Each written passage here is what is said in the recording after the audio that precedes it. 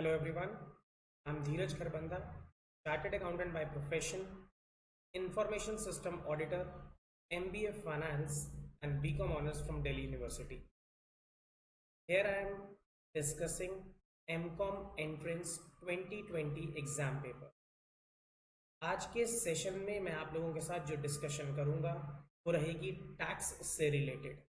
Tax के जो आपके एग्जाम में क्वेश्चंस आए हैं वो सभी क्वेश्चंस मैं अभी आपके साथ डिस्कस करने वाला हूं।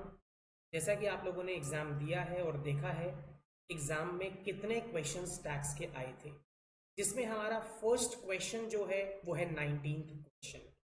इन टोटल जो हमारे क्वेश्चंस हैं अगर आप देखेंगे एक 19th है, 96th, 97th, 98th, 99th और 100th क्वेश्चन। इन टोटल हमारे पास 6 क्वेश्चंस आए हैं टैक्स से रिलेटेड। यहाँ पर मैं आपके साथ एक एक क्वेश्चन डिस्कस करता हूँ ताकि आपकी नॉलेज इंक्रीज हो सके। बहुत सारे बच्चे जो हमारे हमसे पहले पढ़ चुके हैं उन लोगों ने सभी क्वेश्चंस के सही आंसर भी प्रेजेंट किए हैं। जो बच्चे फर्स्ट टाइम इस वीडियो को देख रहे हैं उन्हें भी पता रहे कि सॉल्यूशन क्या होना चाहिए और किस लेवल की स्टडी हम लोग क्लास में किया करते हैं। तो सबसे पहले हमारे सामने आ रहा है 19th क्वेश्चन, ये आपके एग्जाम का है। 19th क्वेश्चन है हमारे सामने, how much health and education cess in 2019 has been imposed by the government on all union taxes। आप सबको पता होना चाहिए बच्चों, till financial year 17-18 or you can say assessment year 18-19। Financial year 17-18 तक या फिर असेसमेंट ईयर 18-19 तक हम लोग ऐड किया करते थे 3% सेस। 3% सेस और इसका नाम होता था एजुकेशन सेस। क्या नाम होता था इसका बच्चों? Education cess.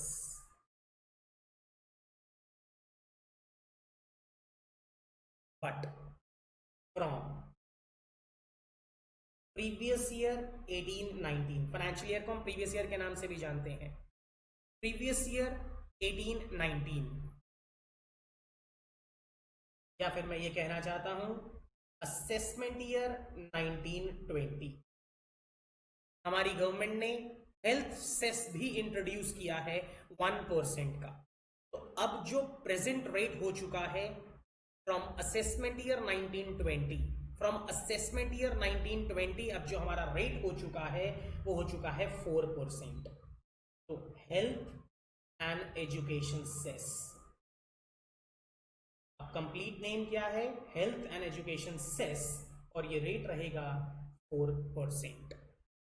ये आपके पास 19th क्वेश्चन का सॉल्यूशन मैंने प्रेजेंट किया है। मैं रिपीट कर देता हूं, फाइनेंशियल ईयर 17-18 तक मतलब कि असेसमेंट ईयर 18-19 तक एजुकेशन सेस हुआ करता था 3%। इसमें भी प्राइमरी एजुकेशन हुआ करता था 2%, सेकेंडरी एंड हायर एजुकेशन हुआ करता था 1%। तो टोटल होता था हमारा 3%।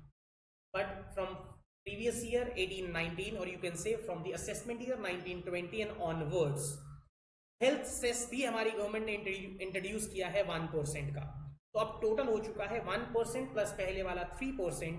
तो प्रेजेंट रेट है हेल्थ एंड एजुकेशन सेस का 4%। तो इसका आंसर है बच्चों 19th का आंसर है B. Correct answer is B. चलिए जी अब चलते हैं हम नेक्स्ट क्वेश्चन की तरफ। नेक्स्ट क्वेश्चन जो आपके सामने अब आपका एग्जाम का आ रहा है वो है 96th question. I repeat 96th question. एक एक क्वेश्चन आप लोगों ने देखना है। ये सभी हमारी एस क्लासेस के नोट्स में, वीडियोस में, ऐप पर सब चीजें आपको अवेलेबल हो जाएंगी। फाइनेंस बिल 2020 बजट 2020 की बात कर रहा है। बजट को हम टेक्निकली बोलते हैं finance bill. Propose to reduce the rate of dividend distribution tax. आपको पता होना चाहिए बजट कौन पेश करता है, फाइनेंस बिल कौन लेकर आता है? फाइनेंस मिनिस्टर, और निर्मला सीतारमण जी लेकर आई थी बजट और उन्होंने इंट्रोड्यूस किया था। और उसमें क्या बातें की गई हैं? बहुत सारी हैं, बट इस क्वेश्चन से रिलेटेड आपको बताता हूं कि क्या चेंज वो लेकर आई हैं। rate of dividend distribution tax which is applicable on the amount of dividend declared, distributed or paid by a domestic company from 15% to पहले क्या होता था आपको पता होना चाहिए, जो कंपनी डिविडेंड पे कर रही है वही पे करती थी डिविडेंड डिस्ट्रीब्यूशन टैक्स। तो रिसीवर के लिए अंडर सेक्शन 10 सबसेक्शन 34 ये डिविडेंड हो जाता था exempt. But budget 2020 means finance bill 2020 जो ये फाइनेंस बिल आया है, वहां से एक अमेंडमेंट लेकर आई है हमारी गवर्नमेंट, और उस अमेंडमेंट में क्या बोला गया है कि अब कंपनी पे नहीं करेगी डिविडेंड डिस्ट्रीब्यूशन टैक्स, अब शेयर होल्डर्स पे करेंगे डिविडेंड डिस्ट्रीब्यूशन टैक्स। इसलिए अब dividend distribution tax from the end of the company खत्म हो चुका है। अब कंपनी डिविडेंड डिस्ट्रीब्यूशन टैक्स नहीं लगाएगी, नहीं चार्ज करेगी और नहीं पे करेगी। तो एट प्रेजेंट इसका आंसर क्या हो चुका है, 15% पहले कंपनी चार्ज करती थी और पे करती थी। अब हमारी गवर्नमेंट ने ये बोल दिया है कि कंपनी डीडीटी चार्ज नहीं करेगी, शेयर होल्डर को ही इनकम पर इस डिविडेंड अमाउंट पर टैक्स पे करना होगा अपनी स्लैब्स के अकॉर्डिंग। आंसर इसका बन चुका है डी 0%। ये है हमारा 96th question. Next 97th question, आइए please. From for the assessment year 2021, मतलब कि प्रीवियस ईयर की बात कर रहा है। कौन से प्रीवियस ईयर की बात कर रहा है बच्चों, previous year 1920। Dividend paid by an Indian company outside India is deemed to be, बच्चों ये रेजिडेंशियल स्टेटस का क्वेश्चन है। जब हम क्लास में किया करते थे कि इंडियन इनकम है या फॉरेन इनकम है, इंडियन इनकम होती थी income received in India irrespective of its source. अगर सोर्स ऑफ इनकम इंडिया से बाहर है या इंडिया में है, पैसा अगर हमने इंडिया में रिसीव कर लिया तो वो हमारे लिए बन जाती थी इंडियन इनकम। और इंडियन इनकम सबके लिए टैक्सेबल होती थी, वेदर आरओआर, एनओआर और एनआर। ध्यान रखना यहां पर पॉइंट क्या है, डिविडेंड पे करने वाली कंपनी कौन सी है, वो है इंडियन कंपनी। तो इसका सोर्स कहां पर अराइज हो रहा है, सोर्स इंडिया में अराइज हो रहा है। आपको बताता हूं, इंडियन इनकम बनने के लिए हमें दो में से कोई भी एक कंडीशन को सेटिस्फाई करना होता था। फर्स्ट कंडीशन कहती थी income received in India irrespective of its source, तो हमारे लिए बन जाएगी इंडियन इनकम। सेकेंड पॉइंट कहता था source of income is in India irrespective of its receipts, मतलब अगर इनकम का सोर्स इंडिया में है तो भी ये हमारे लिए इंडियन इनकम मानी जाएगी, और इंडियन इनकम मानी जाएगी तो वो हो जाएगी सबके लिए टैक्सेबल। अब बताना है इस इनकम के लिए ये जो डिविडेंड पे किया है इंडियन कंपनी ने इंडिया से बाहर, इसे हम क्या मानेंगे, क्या ये रिसीव्ड इन इंडिया है, नो। अक्रूड इन इंडिया है, आंसर यही है इसका सोर्स इंडिया में है तो ये अक्रूड इन इंडिया है। रिसीव्ड आउटसाइड इंडिया, अच्छी बात है, अक्रूड आउटसाइड इंडिया, इसका आंसर आपके सामने बनेगा 97th क्वेश्चन का B part, accrued in India. अगर ये अक्रूड इन इंडिया बन चुकी है, सोर्स इन इंडिया में आ चुका है, तो ये बन जाएगी हमारे लिए इंडियन इनकम, और इंडियन इनकम हो जाएगी सबके लिए टैक्सेबल। ठीक है जी, ये है हमारा correct answer B, accrued in India. आइए जी 98th नंबर क्वेश्चन पर आइए। फॉर द असेसमेंट ईयर 2021, अच्छी बात है, the parent in respect, the parent in whose hands the income of minor child is clubbed. आपको पता होना चाहिए इस लाइन से रिलेटेड दो सेक्शंस नजर आते हैं। एक तो है क्लबिंग ऑफ इनकम का सेक्शन नंबर 64 सबसेक्शन 1A, यह है क्लबिंग ऑफ इनकम का सेक्शन, क्लबिंग ऑफ इनकम। एक है सेक्शन नंबर 10 सबसेक्शन 32, यह है एग्जेम्पशन का सेक्शन। 64 बने ये कहता है income of the minor child will be clubbed with the income of mother और father whosoever has the higher income, ये कहता है section number 64 subsection 1A। But as per section number 10 subsection 32, such parent in whose income the income of minor child has been added will get the exemption of rupees 1500 per annum per child irrespective of number of children। ये class के notes में मैं जब आपको class में ये chapter करवाता हूं तो फर्स्ट लाइन में ये लाइन लिखी होती है कि एग्जेम्पशन कितनी मिलेगी, 1500 पर एनम पर child irrespective of number of children. तो मुझे बताइए जरा यहां पर एग्जेम्पशन के लिए आंसर क्या नजर आ रहा है सेक्शन नंबर 10 सबसेक्शन 32 के अकॉर्डिंग। एग्जेम्पशन बच्चों बताइए एग्जेम्पशन कितनी मिलने वाली है, ये मैंने एग्जेम्पशन लिखा है नालायकों, 1500 पर एनम पर चाइल्ड। यहां पर कोई रिस्ट्रिक्शन नहीं है नंबर ऑफ चिल्ड्रन पर, कोई भी रिस्ट्रिक्शन नहीं है बच्चों। तो इसका आंसर मुझे नजर आ रहा है, पढ़िए प्लीज, फर्स्ट और सेकंड तो है नहीं, सी वाला पढ़ के देखते हैं। 1500 in respect of income of 2 minor children, not correct. 1500 in respect of each minor child, D is the correct answer. 98th का आंसर is D। आइए जी 99th क्वेश्चन के पास। 99th क्वेश्चन देखिए प्लीज।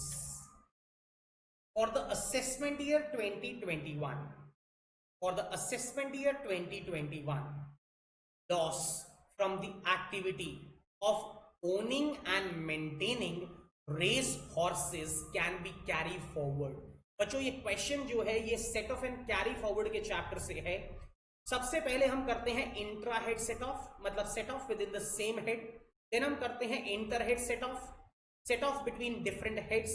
फिर भी अगर कुछ लॉसेस बच जाते हैं तो हम आईटीआर फाइल करने के बाद, क्योंकि मैंडेटरी फाइलिंग है सेक्शन नंबर 80 में इस टाइप के लॉस के लिए, फिर हम उसे कैरी फॉरवर्ड कर सकते हैं to the next financial year.